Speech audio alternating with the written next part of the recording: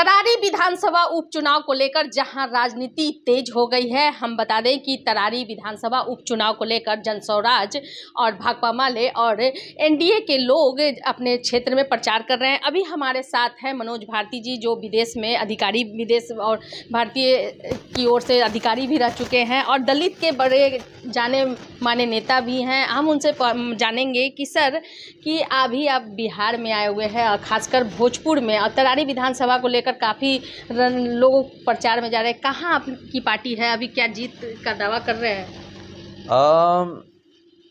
पिछले 2 दिन में और उसके पहले जो मैंने यहाँ तरारी क्षेत्र में देखा है, उससे साफ जाहिर होता है कि लोगों का इंटरेस्ट इस नई पार्टी में, जनसुराज पार्टी में लगातार बढ़ता जा रहा है।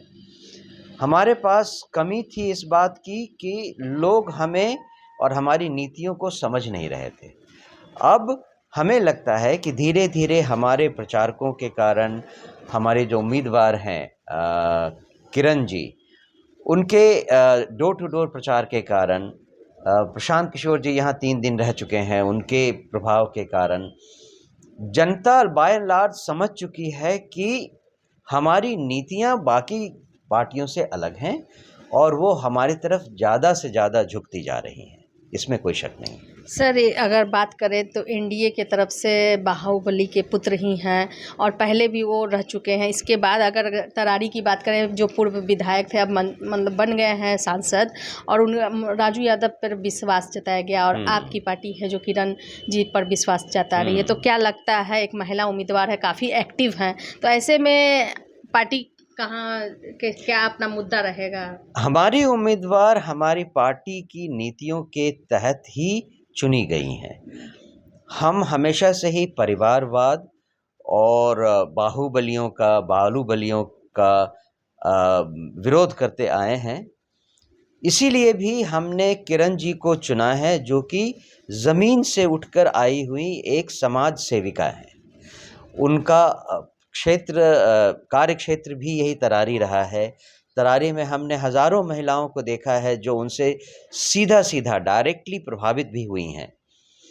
तो हमें लगता है कि इनका चुनाव बाकी पार्टियों के चुनाव, उम्मीदवार के चुनाव से बिल्कुल अलग है और वो अपने आप में एक संदेश देता है।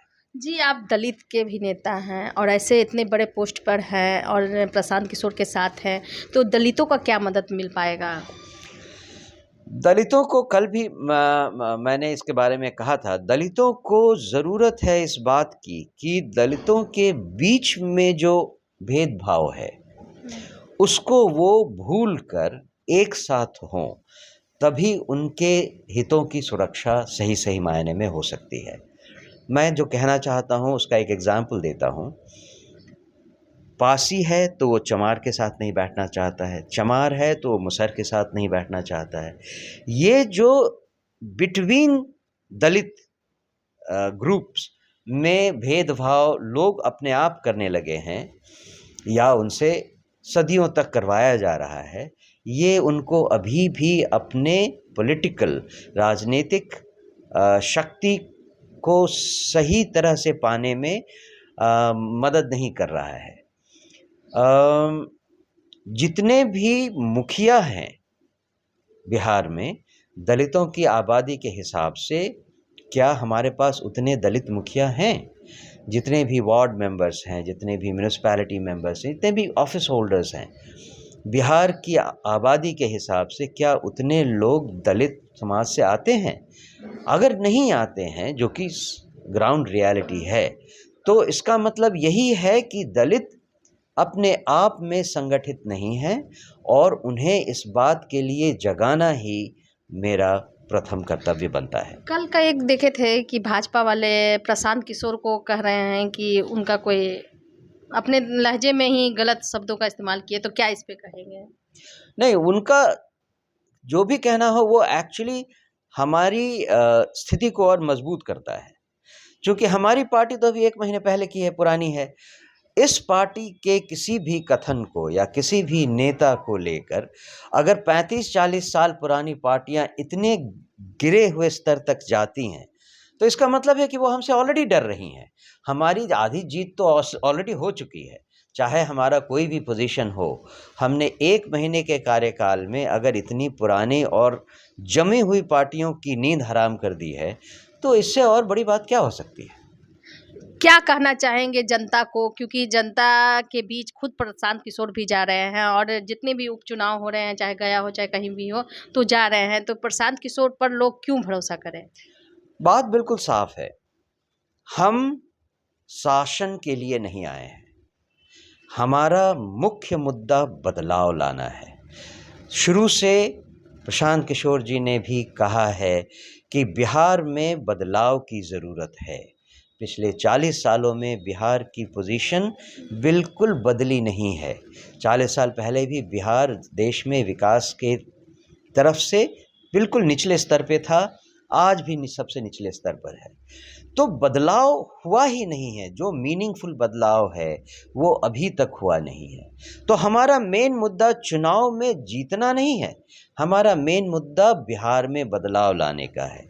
बस इतना ही फ़र्क है कि बिहार में बदलाव लाने के लिए पहले शासन पाना ज़रूरी है। इसीलिए भी मैं हमेशा ही कहता आ रहा हूँ कि शासन पाकर हमें बहुत ज़्यादा खुशी होने वाली नहीं है। हमारी खुशी तो तब होगी जब 5 साल बाद, 3 साल बाद लोग आकर हमसे कहें कि भाई हम फलाने गांव के हैं, हम अपना ज़मीन का हासिल खारिज करने गए थे, बिना एक पैसा लिए हमारा काम हो गया। बिल्कुल, भ्रष्टाचार तो सभी कार्यालयों में बढ़ गया है। बिल्कुल, यही नीतीश बाबू की देन है बिहार को। और प्रशांत जी ने पहले भी कहा है, जो कि मैं बहुत अच्छी तरह से रिलेट कर सकता हूँ, कि लालू जी की 10-15 साल के राज में अपराधियों का शासन रहा और उनका अत्याचार रहा। नीतीश बाबू के राज में अफसरों का शासन और उनका अत्याचार रहा है। जितनी परेशान आज की जनता है सरकारी कामकाज से, सरकारी अफसरों से, उतनी पहले कभी नहीं रही थी।